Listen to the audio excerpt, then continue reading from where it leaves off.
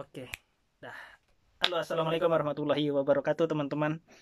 Welcome back to my YouTube channel Zakaria Sidik. Di video kali ini aku mau cerita-cerita nih, teman-teman. Kebetulan kan di video sebelum-sebelumnya itu udah banyak tentang kebun ya. Mau aku selingin dengan cerita. Nah, cerita yang kali ini aku mau ngebahas tentang dua kebiasaan latah yang sering dilakukan teman-teman yang magang ke Jepang. Sebenarnya ini nggak cuma yang magang ke Jepang aja sih. Mungkin ada sebagian yang dari berangkat kerja ke Korea, Taiwan, Hong Kong dan lain sebagainya, itu tuh melakukan hal yang sama, teman-teman. Global sih, umum gitu. Tapi memang ini biasanya itu tuh sering banget terjadi gitu kepada kami teman-teman yang kerja ke luar negeri kayak gitu. Apa sih itu? Nah, ada dua ya. Yang pertama, kita bahas yang pertama dulu, itu kebiasaan latah pada saat datang. Nah, kenapa sih kok aku bilang kebiasaan latah pada saat datang? Soalnya gini, teman-teman. Eh pada umumnya teman-teman yang datang kerja magang ke Jepang, karena saya kerja magang di Jepang ya, teman-teman. Jadi aku ceritanya Jepang ya. Kebanyakan dari teman-teman yang berangkat magang kerja ke Jepang itu kan pada saat masih di Indonesia itu biasanya pendapatannya maaf-maaf lah gitu kan ya. Ya kadang-kadang di bawah 5 lah kayak gitu ya. Dan itu tuh sangat berpengaruh banget ketika pada saat kita datang ke Jepang. Apa sih pengaruhnya? Biasanya ini ya, yang paling sering banget dilakukan itu tuh latahnya itu tuh gaya hidupnya mulai meningkat. Nah, kayak gitu teman-teman. Ini umum banget ya, udah umum banget ketika pendapatan naik. Nah, biasanya gaya hidup juga naik kan kayak gitu ya.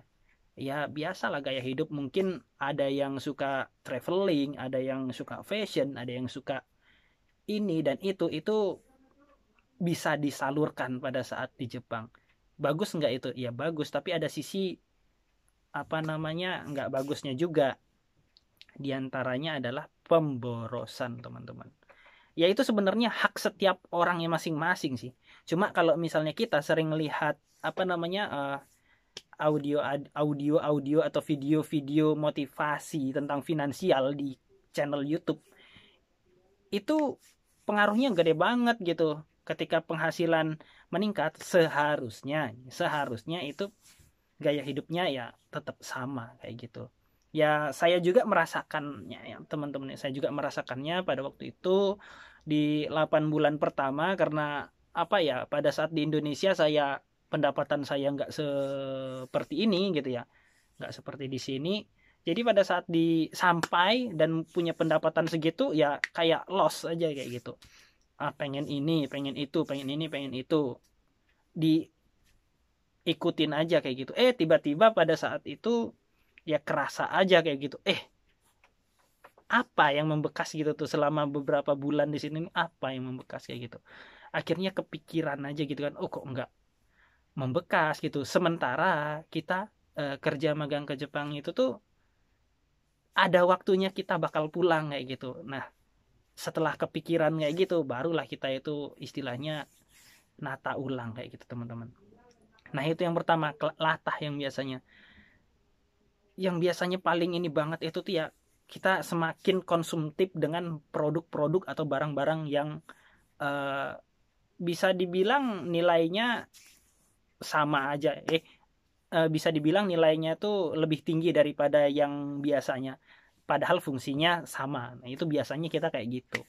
Tapi it's okay lah, masih nggak masalah lah, karena kalau misalnya kita di awal mungkin belum terlalu lama gitu dan kita udah kepikiran hal tersebut, ya kita masih bisa nata ulang kayak gitu, teman-teman.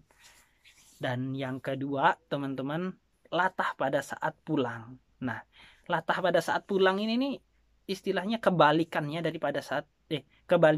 dari yang pertama tadi.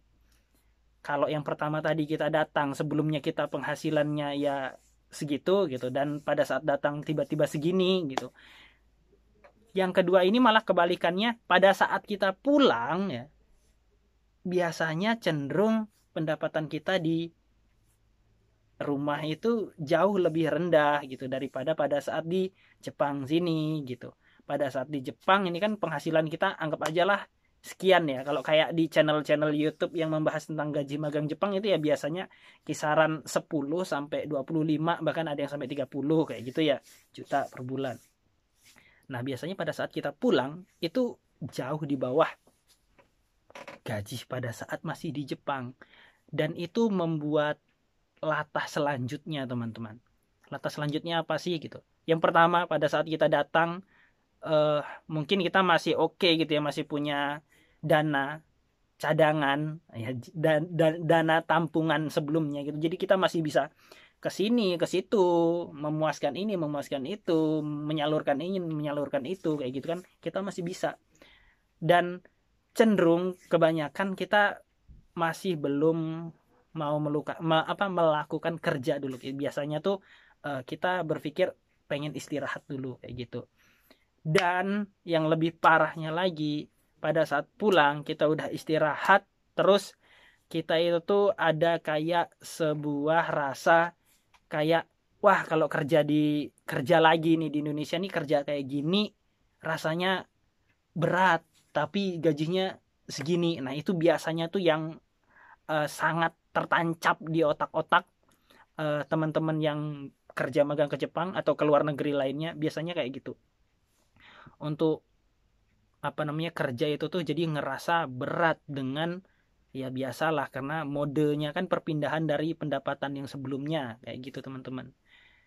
Dan ini bakalan semangat lagi kalau misalnya dana tabungan itu udah mulai mengering, biasanya kayak gitu. Dan hal ini yang membuat kebanyakan dari teman-teman yang udah kerja di luar negeri atau magang di luar negeri itu pengen balik lagi ke luar negeri.